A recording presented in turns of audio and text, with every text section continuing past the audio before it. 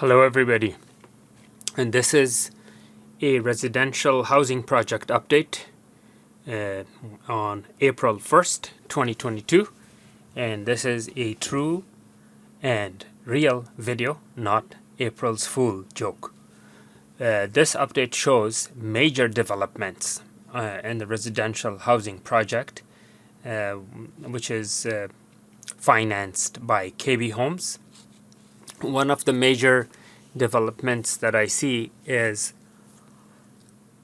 the layout of the streets, or little streets, or not quite roads but small streets and alleys that are going to be inside this residential neighborhood. And as you can see, 2 or 3 street layouts are clearly visible. And on the left is that park, as we spoke last time. It's a very, very nice park. And the work has stopped because right now it's around 6 p.m. They have already wrapped up their stuff and left for the day. You can see 2 puddles of water in the upper left section of the construction site. I don't think those are intentional. That must have happened because of excessive rain. But down below here, by the grass, this basically opening, or I should say indentation of ground, is intentional, I believe, for accumulation of water overflow. Now here it's something interesting. I noticed a dirt road adjacent to Hamasha Boulevard. And this dirt road is stretched all the way near the intersection of Hamasha Boulevard and Point A Parkway. Now it doesn't quite reach, as you can see, it cuts off right there, but I believe they're going to make it reach all the way to the intersection, which is probably like another, I don't know, like a additional entrance or maybe emergency exit from the residential neighborhood.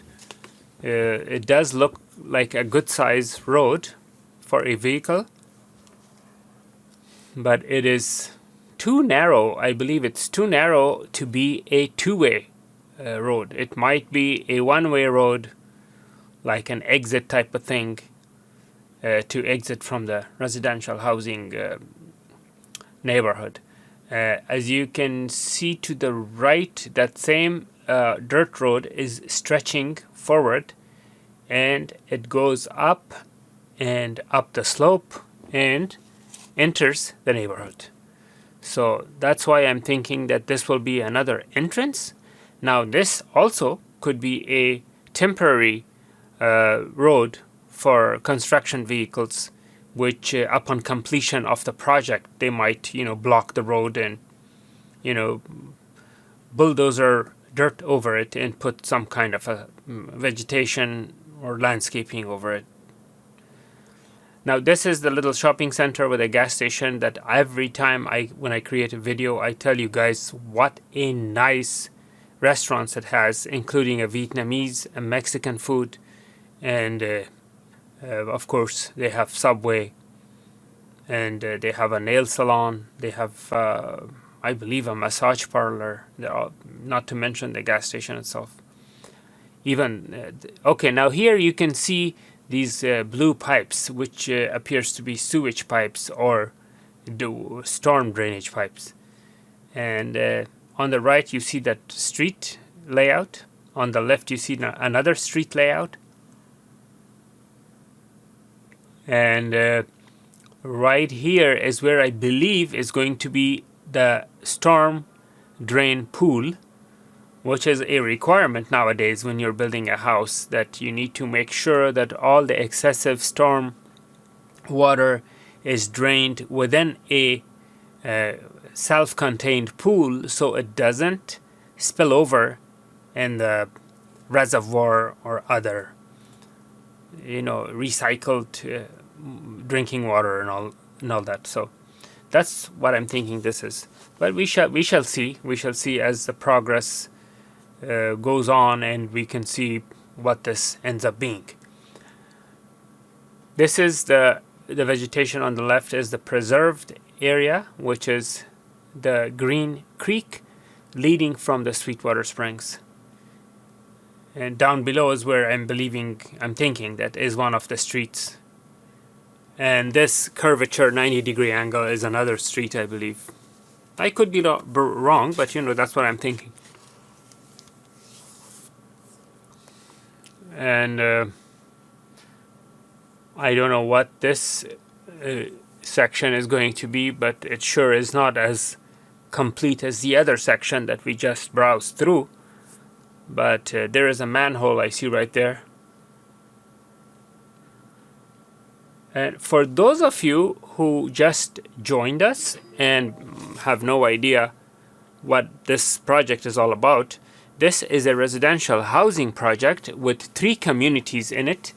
It's financed by KB Homes, and the 3 communities in this project includes Crestline housing project, and let's see, it's Crestline, Aurora, and Bluffs. Those are the 3 housing projects contained. And here I see another street. It's like formation of another street. Now notice those land barriers are the walls that hold the land from landfall. Those are really good. They used to be only a couple of feet high, and now they're like 10-15 feet high. So those barriers are going to be there to support this massive housing project.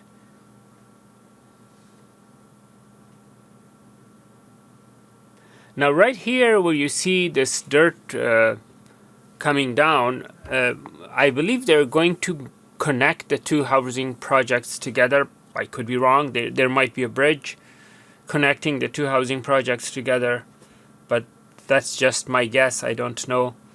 It's something that remains to be seen once the housing project progresses further. This is the second part of this housing project, and here the progress is not as advanced as the prior section that we just looked at. Here they just have those pipes laid out, and they also have their own version of water pool on the right there. And here I do see some streets here also. I see some street formations. They say when the streets are formed in a housing project, that's a major development. That's like it's like a big deal when the streets are formed. Here they carved the side of that hill in order to make room for a street which will lead to the post office.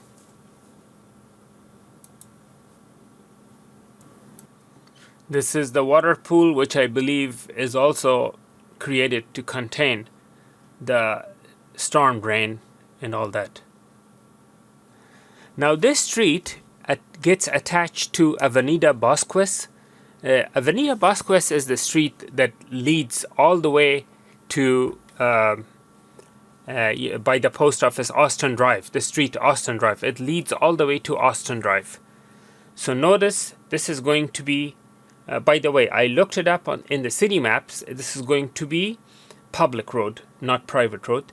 And this road will hit this one, which is Avenida Bosques.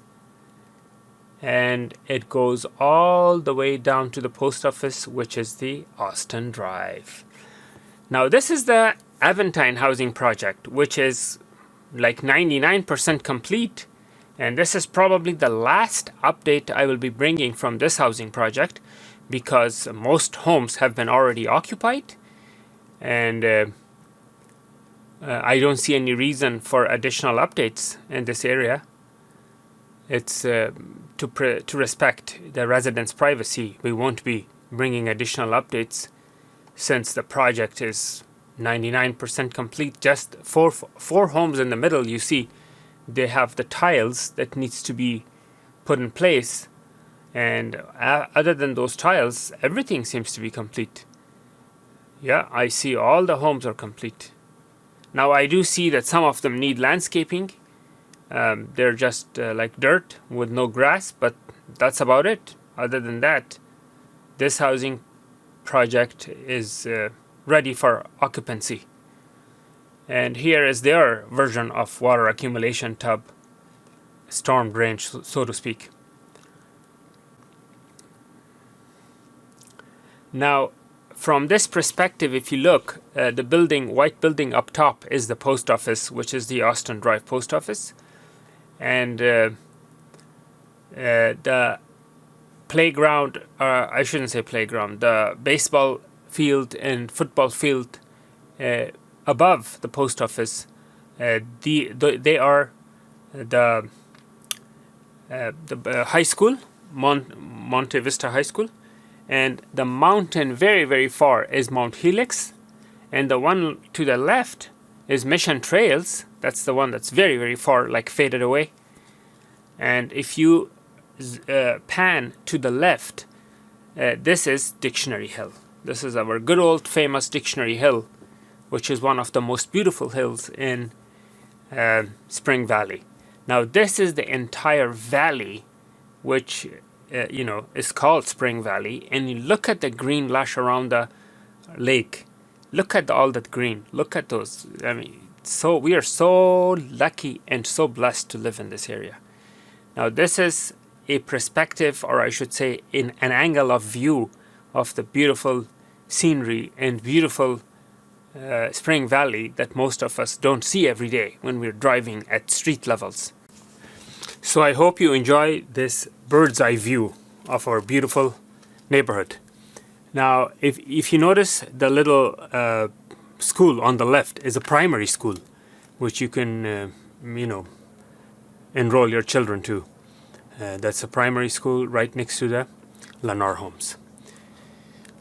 This is again the Hamasha Boulevard. And let me show you a remote complete view of both housing projects. Stay tuned for future updates, and thank you for watching.